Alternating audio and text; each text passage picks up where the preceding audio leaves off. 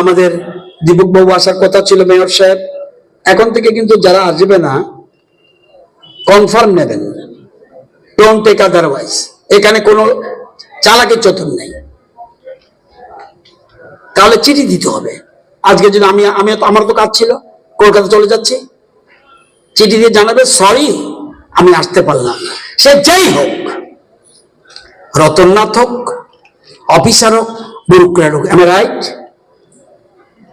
সে chairman Dipak বাবুজি না বলতে চিঠি দিয়ে জানাবে আমি আসতে পারবো না, সরি। আমার আশা কর্মীদের জন্য শুভেচ্ছা রইল।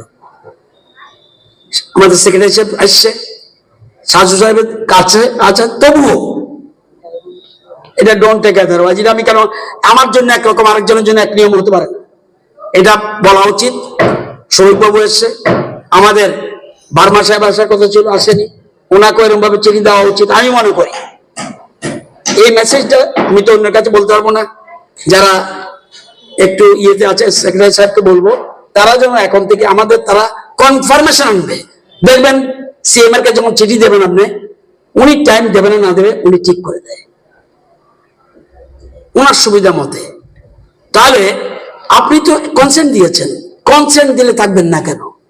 যেমন আমাদের বিশ্বজিৎ বসু যত কাজ থাকুক কেন রইল না? এগুলি চলে না। এটা শুনতে খারাপ লাগবে, আমার কিছু করার নেই। কেউ না কেউ তো বলতে হবে, কেউ সব ডাইজেস্ট করবো, এটা কিভাবে হবে? জরুরি কাজ থাকতে পারে, কিন্তু একদম কনসেন্ট দিতে হবে বা চিঠি দিতে হবে। একটা মেসেজ, আমাদের 5 মিনিট লাগবে, সবাই মেসেজগুলো পড়ে দেবে। আজকে যারা আসছে, যদি আসতো মেসেজ একটা দেবে। অনেকে আমি দেখেছি যেমন প্রধানমন্ত্রী মেসেজ পাঠিয়ে দেয়, ডাইরেক্ট মেসেজ পাঠিয়ে দেয়। বড় বড় যারা আছেন, প্রধানমন্ত্রী থেকে যদি উপরে কেউ হয় আই ডোন্ট নো। আমাদের রাজ্য প্রতিষ্ঠা দিবসে প্রধানমন্ত্রী মেসেজ দিয়েছে, মেসেজ দেবে।